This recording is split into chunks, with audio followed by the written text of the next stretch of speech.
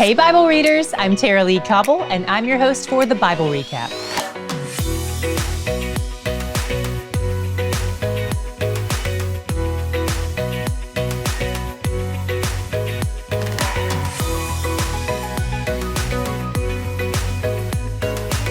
Yesterday we left off with Nehemiah and his crew working on the wall, with a sword in one hand and a shovel in the other. Today, as they're about to wrap up the finishing touches on the wall, two of his bullies, Sanballat and Geshem, send him a threatening letter. It's veiled as a party invitation, but Nehemiah knows better. So he writes back, "Sorry you guys, gonna have to RSVP no on this one. I've got a big project due at work." They write back 3 more times because they can't take a hint. Sanballat's servant rides up on his Harley and hands him another invitation/threat. This time, it includes some false accusations the team of bullies invented. They say he wants to be king and he's making prophets lie about everything. He calls their bluff because he knows this is part of their plan to intimidate him. As they're trying to weaken his resolve, he prays, "Now, O God, strengthen my hands."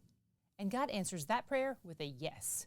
We'll see it in the discernment he continues to give Nehemiah. Nehemiah seeks guidance from a local prophet named Shemaiah, but he realizes something is off when Shemaiah suggests he go hide in the temple. He knows he's not allowed in the temple. He's not a priest. And God reveals to Nehemiah that his enemies have hired prophets to lie to him. Shemaiah was in on the conspiracy. If Nehemiah had been responding to his fears and not to his God, he would have ended up committing an egregious sin. He stands firm, and the wall is finished in just 52 days. It has been lying in ruins for nearly a century, and it's completed in less than 2 months of God-appointed work. All the surrounding nations are afraid of Judah, because they realize this is an impossible task apart from God. They have to face the fact that God is definitely working on behalf of these returned exiles that they don't really like. Despite the wall being finished and God being glorified, Nehemiah's personal life isn't exactly aces. He continues to suffer taunts, lies, betrayal, manipulation, and public humiliation. In chapter 7, Nehemiah sets everything in order for the grand opening. He hires his brother and the castle governor to run things in Jerusalem because he knows that this job in particular requires a man who is faithful and God-fearing. Even though Jerusalem is big, not many people live inside the city walls yet. So he gives orders to the gatekeepers about when the city gate should be opened and closed. He said they should keep the gates closed most of the time. This probably helps them be wise in preventing potential attacks. Then, after Nehemiah gives everyone else their assignments, God gives Nehemiah his next assignment: write a phone book.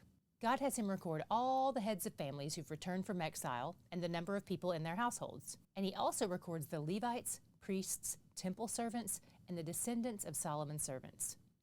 Then we get to the people who are claiming to be Israelites, but who don't have their paperwork. They're allowed to live among the Israelites, but they aren't allowed to be priests, unless or until a priest could seek God on the matter and get a definitive yes. Altogether, there are about 50,000 people and 8,000 animals. These people donate from their own wealth to the work of restoring the city and the temple. All told, they gave nearly 800 pounds of gold, worth roughly $13 million in today's money, and over 600 pounds of silver, worth roughly $1.2 million. Today, my God shot was in the discernment and strength God gave Nehemiah in the midst of the conspiracy of the powerful people around him. They were threatening his livelihood and even his life. They were trying to get the people under his authority to doubt him and rebel against him, and they were relentless in their campaign against him, even though he kept taking the high road. Since Nehemiah repeatedly sought God for strength and direction and discernment, it's clear that he knew where those things originated, with God, not with him. I bet all those years of working as an assistant were the training ground. He was used to taking orders and following authority. It helped him stay humble. And when he got promoted, he didn't get full of himself and show it off, or pull out any false humility in that position either. True humility is confident humility. The confidence comes from looking to God as our source, and the humility comes from seeing ourselves in light of who God is. Confident humility is when you're not building yourself up or beating yourself up.